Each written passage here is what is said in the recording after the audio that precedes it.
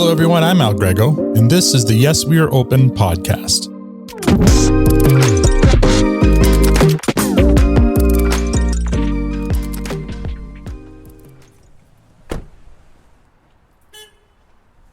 Corktown, an older residential neighborhood in downtown Toronto. If you're like me, you might think the name Corktown might have some historical significance to wineries or distilleries, especially since it's only a few blocks north of Toronto's distillery district. But like me, you'd be wrong. The name Corktown actually originated in the early 19th century, when the area became an enclave of Irish immigrants, primarily from County Cork, Ireland. Most of the early residents did find work at one of the local brickyards or breweries, which probably didn't help the misconception about the name. Corktown is nestled in the northwest corner of the Don Valley Parkway and the Gardiner Expressway, but despite its proximity to these two busy highways, it maintains an intimate neighborhood feel, thanks to the late 19th century British-style row housing, some of the oldest in the city, lining the narrow side streets, and the creative use of outdoor spaces such as the Underpass Park and Corktown Common.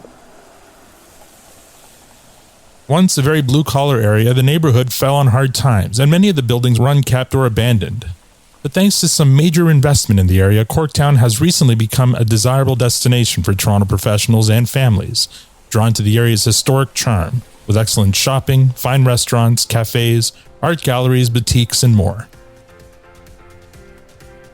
I just walked through the Underpass Park located under Eastern Avenue and Adelaide Street East, up St. Lawrence Street to King Street East, where, on the southwest corner, is the subject of today's story, Impact Kitchen.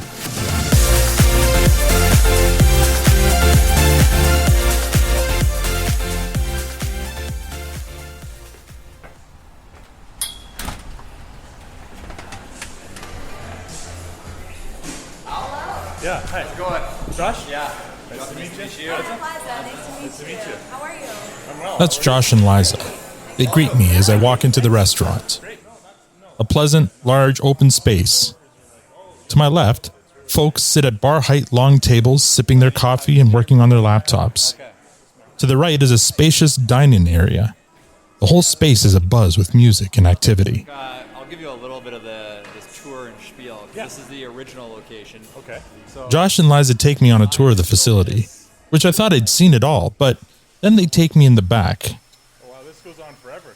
Yeah, well, this used to be... Through the kitchen to a second prep area that opens up to a large industrial food prep area. So you can see now, we've really had the fortune to expand this space. Yeah.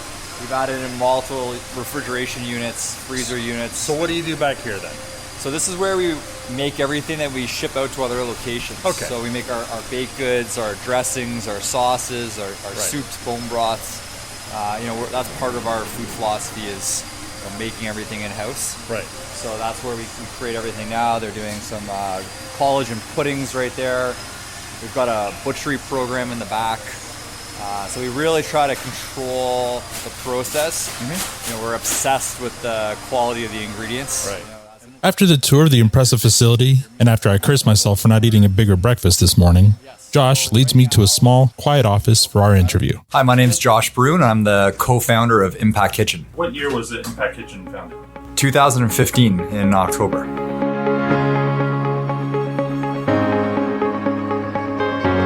I've got two partners, Frank Toskan and Brett Toskan. Frank was the co-founder with me back in 2015. What gave you the idea of opening up a restaurant?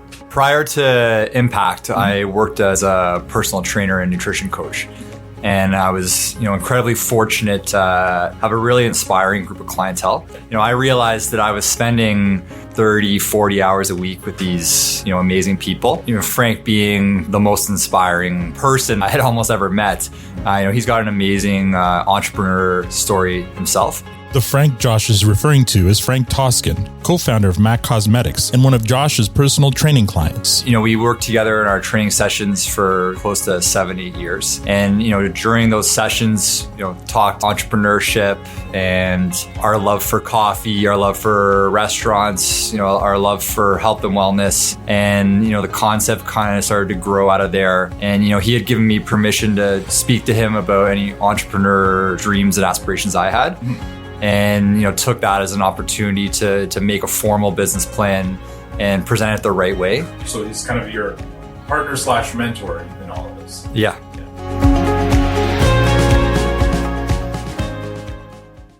What background did you have in restaurants? I had zero background in restaurants. What made you think you can start a restaurant then? Well, I think it was just about, again, that inspiration I had of believing that anything's possible. Okay. And with hard work, you can really create anything. And I was super passionate about nutrition. Mm-hmm. I was eating out a lot, going to a lot of coffee shops. And I thought there was an opportunity to do what I saw out there in a healthier way. Okay. So with Impact, the first kind of thing we did was create the food philosophy of the type of food we wanted to serve here and the type of ingredients we wanted to use. Right. Without reinventing the wheel of still having coffee, baked goods.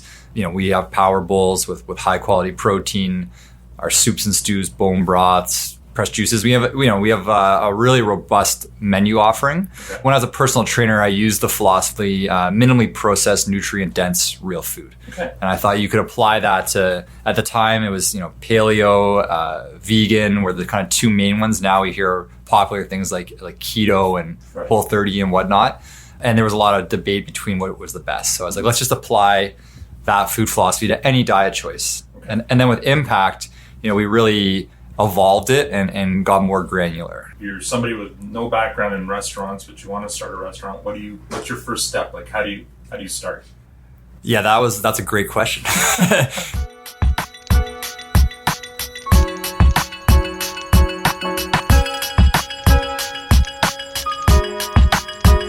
So it was, creating that 1,000 item list and really that mindset of chipping off one item at a time, reaching out, finding the right mentors and help that did have that restaurant experience. I worked with a lady named Jenny Companion, who from the 15 Group, a restaurant consulting company.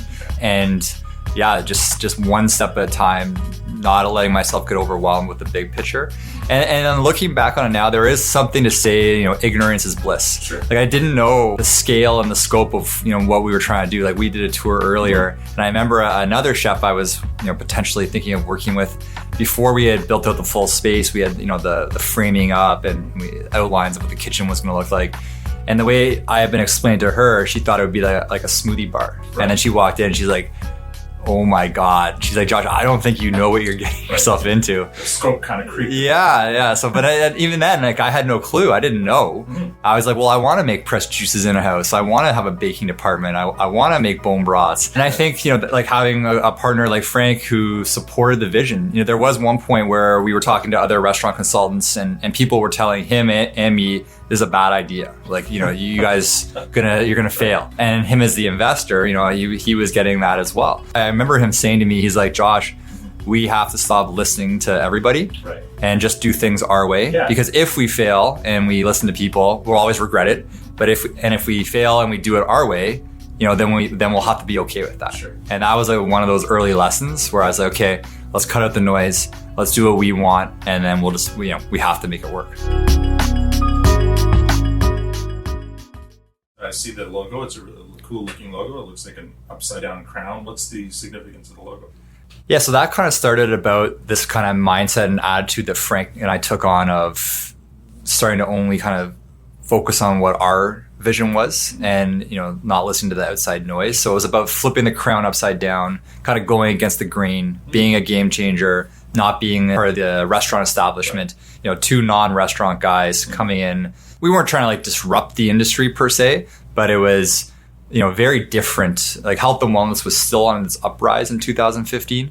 So it was just our way of kind of flipping that crown upside down. Mm-hmm. So in the beginning, like when you first opened your doors, how was it? Well, it was painful. Yeah.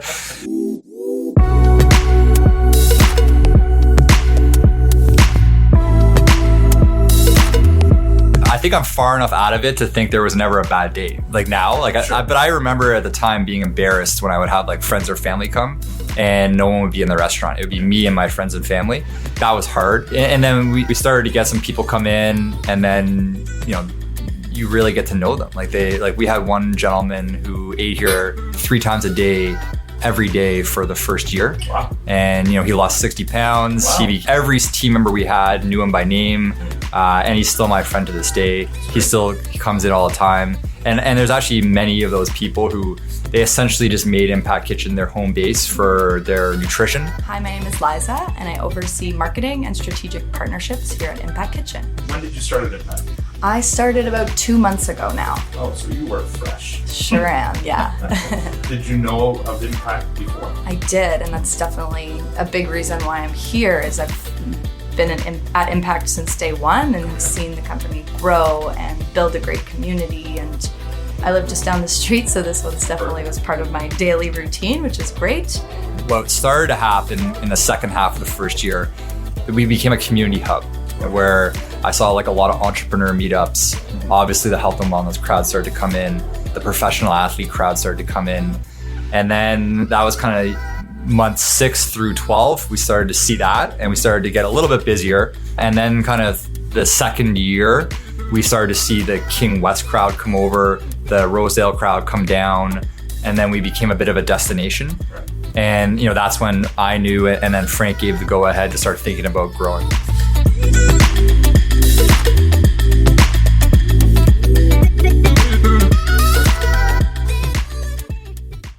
All right, so it's you, Frank, and you mentioned a third partner. Yeah, so Frank's nephew, Brett Toskan, he joined us right around our opening of our second location at Adelaide and Brant, about 2 years in. And then, another game changer for the business. He brought a lot of skills that I didn't have. He had founded, an amazing experiential marketing company and decided to move on. And then kind of at this time, Impact, we were about to open our second location. We started to recognize that setting in operational excellence and structure into the company was going to be needed. He kind of stepped right in and had those skill sets and also a passion for hospitality, people, and he kind of fit right in and changed how we operate here. Okay. And has set us in the path now to have 5 and hopefully more in the future.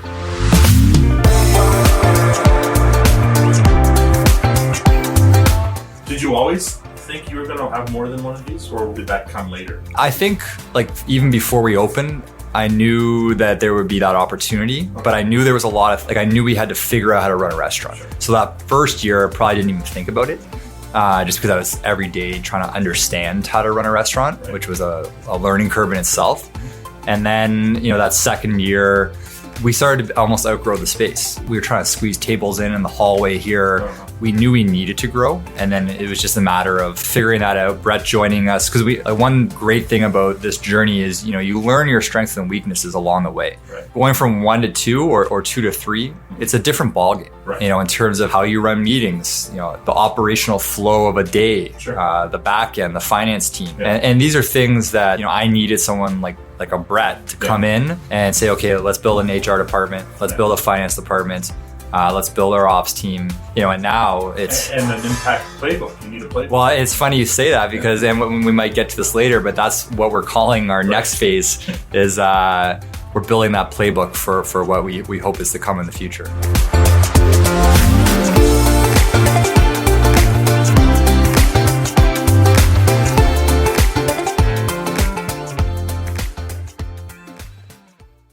Is that when you started thinking about the idea of a central kitchen? You showed me your commissary kitchen here. Is that when you kind of started thinking we need to centralize our prep? Well, it's a great point. Based off the space, the lease we signed out there, we knew we weren't going to be able to do what we do here. Right. So we knew we needed to make our bone broths, our salad dressings, our soup, stews, baked goods out of a central kitchen. Mm-hmm. And we were fortunate to have some extra space here.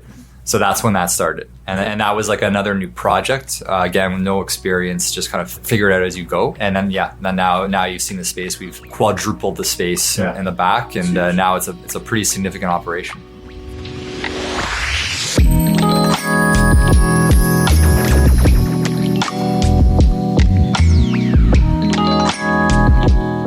Up next, Impact Kitchen is firing on all cylinders after a tentative start, now with 5 locations across the city. But will their inexperience in running a restaurant come back to haunt them when the pandemic hits? Stay tuned to find out.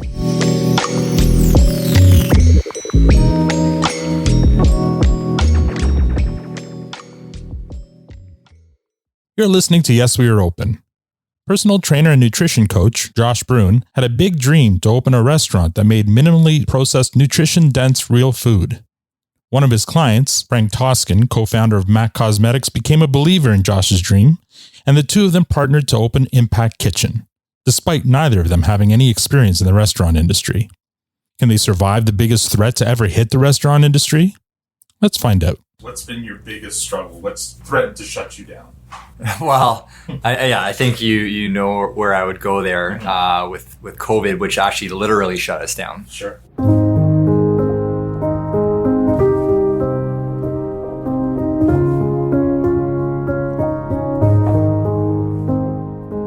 If you remember that first kind of wave coming in, it was a lot of uncertainty. Right. So, we made the decision as a company to close down completely, which was, probably in the 7 years, the hardest time. It was definitely shocking in many ways. And I come from the professional sports industry, which from our perspective at the time was a bit of the catalyst to everything standing still.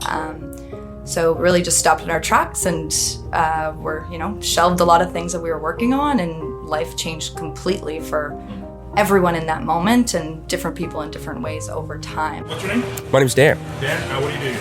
I am the culinary distribution manager for Impact Kitchen. Very good. How long have you been working for? I've been working with Impact Kitchen for about a year now. So you started kind of still during the pandemic? Yeah, definitely. Mask policy in full force. How was it early on? Well, I think the pandemic was challenging for everyone.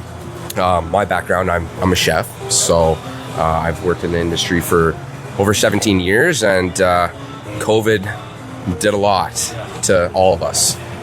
When it first hit, I was still chefing, and really, really tough. Wipe out the schedule for everyone.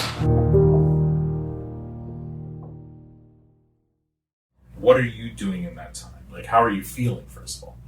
Well, you feel terrible for the team members that you do have to let go at the time. But there wasn't much time of thinking about it because we started to action items right away, like the dropping food at the team's doorsteps, all the other products from the app, the website, the grocery program. Like, those were massive projects that took, hundreds of hours to do. At that time, looking back, there was uncertainty in the air. But for the business, and that's another advantage of having Frank on our team, I didn't feel, and through conversations we had, it wasn't really a conversation that we have to shut the entire company down forever. I'm fortunate and grateful for that, and it's not lost on me that I'm lucky to have a partner like that.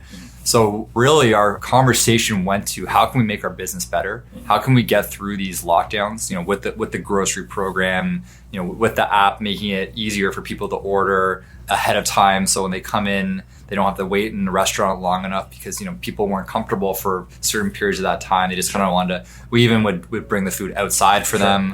Yeah. You do anything you can for your customer.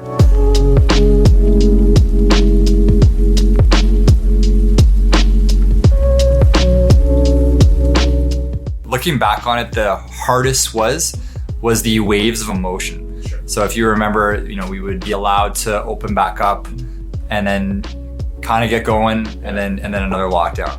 You get open back up, kind of get going, another lockdown. Yeah. Like that was the hardest for sure, because now most people have heard these stories and realized, but just a tremendous amount of work would go into a reopen. Right.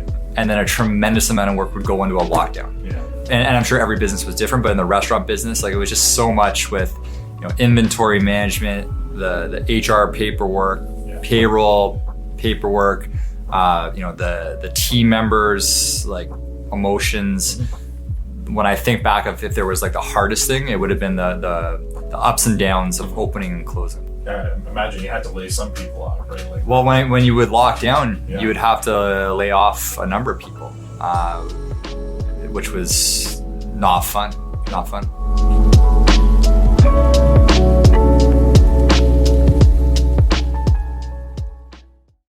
So you got to work and you took advantage of that time to do what you needed to do. Build your app. I think you had mentioned the commissary kitchen was built during. We've kind of chunked it along the years, but the largest expansion kind of came towards the tail end of COVID. Mm-hmm. At what point during the pandemic in the last 2 years did things start looking up? Well, we were fortunate that even pre-pandemic, we had our food travels well, and takeout was a part of our business already. Right. Obviously, during the pandemic, the Ubers, the Skip the Dishes, the DoorDashes of the world became more important, and we had to have more eyes on that element of our business. Those are great, and I love that. But seeing people dine in the restaurant is the best feeling. Sure. I remember at certain points you were allowed 25% capacity. And then even that felt great. Just seeing people back in, then it would go to 50% capacity. Yeah. That felt great. And then I think after 50, they opened it up to the entire restaurant. Actually, one thing that I noticed for myself is because it was so long with seeing an empty restaurant, and I guess in a way you almost get used to it. And then when the vibe started to come back up and seeing people eat in, like I parked my car or ride my bike in, and I'd be like just giddy to like get into the restaurant. So I was like, okay, I want to see how many people are in today, just how it feels. Okay, now we're back. Now we're coming out of this. But then deep down, praying to God there wouldn't be another wave or another lockdown. Yeah. You guys got a pretty impressive client at some point during the lockdown. You want to talk about that?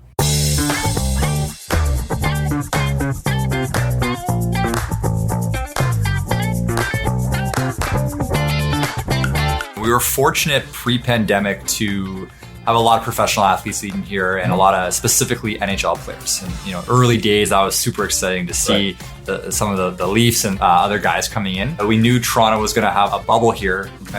Myself and one of my colleagues named Alex Casali, who managed a lot of those relationships. We just went on phone call, email mode of every nutritionist, strength coach, every person we could think of in the NHL to ensure we had a presence in the bubble. Right. And we got somehow connected to NHL head office in New York City, and we did a number of calls with them. They kind of vetted our concept and then made us an official kind of partner for the bubble to be able to bring in food there. So that was huge for us.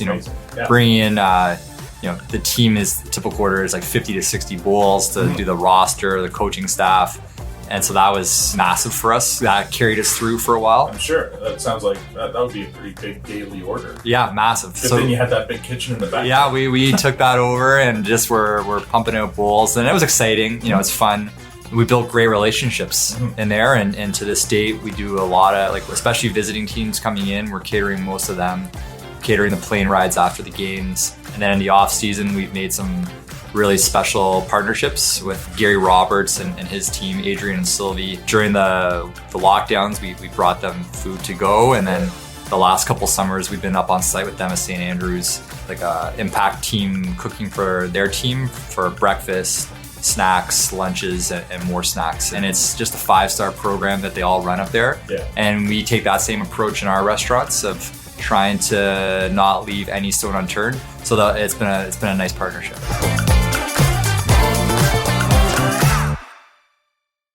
Coming up after the break, we find out what the future holds for Impact Kitchen. At Moneris, we empower merchants to keep doing business their way, while we handle the payment processing our way. What way would that be? The safe way, the always connected way, the awesome integrated tools to help you make more money way. We know your business never stops, so you deserve products that never stop working. That's why we're committed to providing our merchants with a payment partner that works just as hard as they do to make every sale. Moneris, proud partner of small Canadian business. Welcome back to Yes, We Are Open. Josh Broun and Frank and Brett Toskan went from having 0 restaurant experience to opening 5 Impact Kitchen locations in Toronto in just 7 years. And they did it through a pandemic that shut down many more seasoned, longer-serving restaurants. Their future certainly looks as healthy as one of their meals. How healthy? Let's find out. How do you feel about the future of Impact Kitchen? I think the future is big for us. I really believe that. Now, we've kind of taken the approach of, you mentioned playbook earlier. Yeah. So from myself to Frank to Brett, there's a passion for operating a business with excellence. So we've grown relatively quickly with, the 5 locations over the last 7 years. Yeah.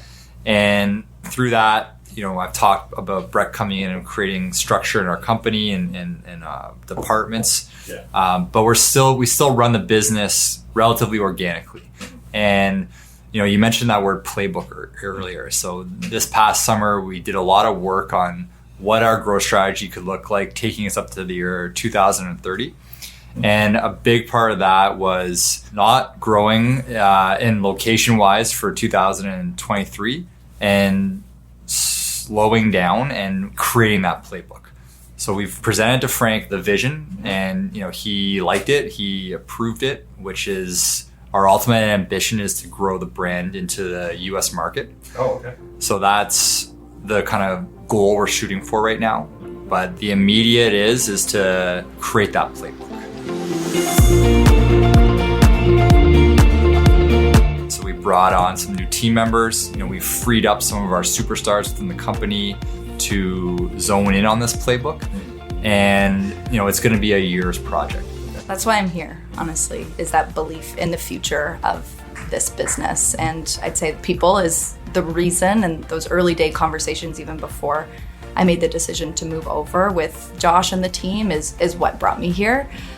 Just a great, really strong vision for the future, ambitions to grow, ambitions to take what we've done in Toronto and see where that can go, bigger picture, broader scope. So that really is what it comes down to for me is, having a goal and we're working towards it and bringing in people to help do that, and feel really fortunate to be one of those people that's been brought on to kind of see where this thing can go from here, which is super exciting. Well, I would like to stay with the company and continue to grow. I think the best thing about Impact right now is we are in a big growth stage. As people think, we've got 5 locations, we're a big company or whatnot. We're still small, and we're still, I think, learning and growing. And it's a really personable team here, and all the owners and all the managers and the head office team is very responsive to kind of everybody, and everybody kind of works together. And especially here in the commissary, which is what I oversee, everybody kind of comes together and talks about the future. So there's lots of opportunities, and I hope to be a part of them.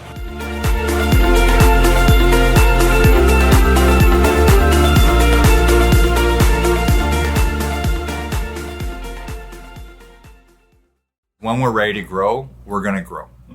We want to be able to grow, I wouldn't say rapidly, but we want to grow aggressively. Right. You started off this company with 0 experience in running or owning a restaurant, and now you've got 5 locations in 7 years. How do you feel about your accomplishment?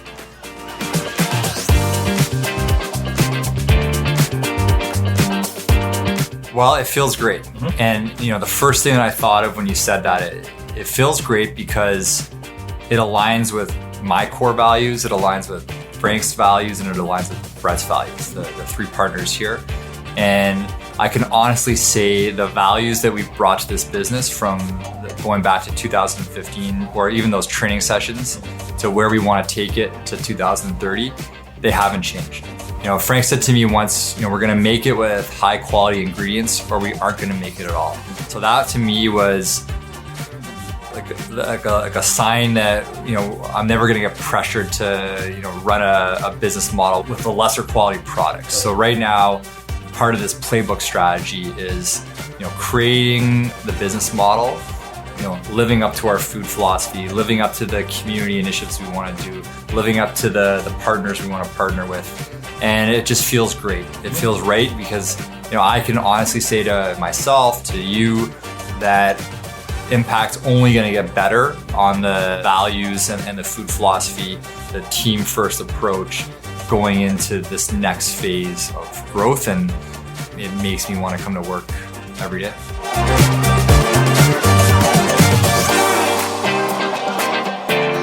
Last question, guys. Is Impact Kitchen open? Yes, we are open. All right, perfect.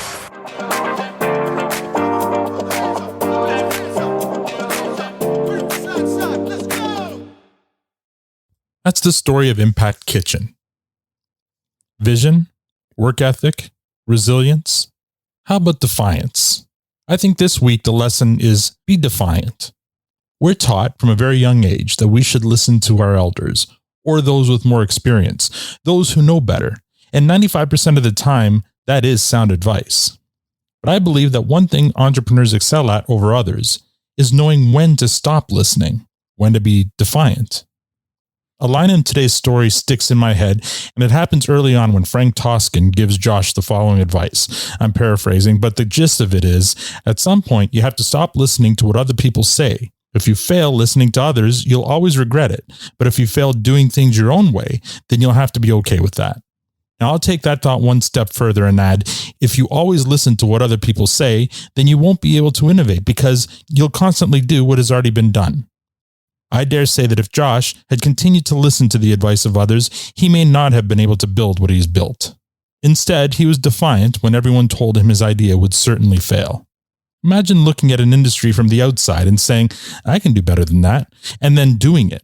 It looks as if that's exactly what Josh did. He turned that crown upside down. And as a result, the future of Impact Kitchen looks very bright indeed. Yes, We Were Open is a Moneris podcast production. I'd like to thank Liza, Dan, and Josh for taking time to share their story. You can learn more about Impact Kitchen at impactkitchen.ca. You can also follow them on LinkedIn.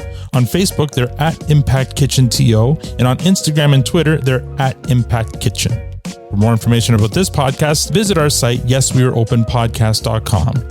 If you'd like to support us, rate us on Apple Podcasts, Spotify, or wherever you get your podcasts. If you're a Canadian small business owner or know of one with an interesting story of perseverance to tell, I'd love to help tell it. You can contact me at podcast@moneris.com.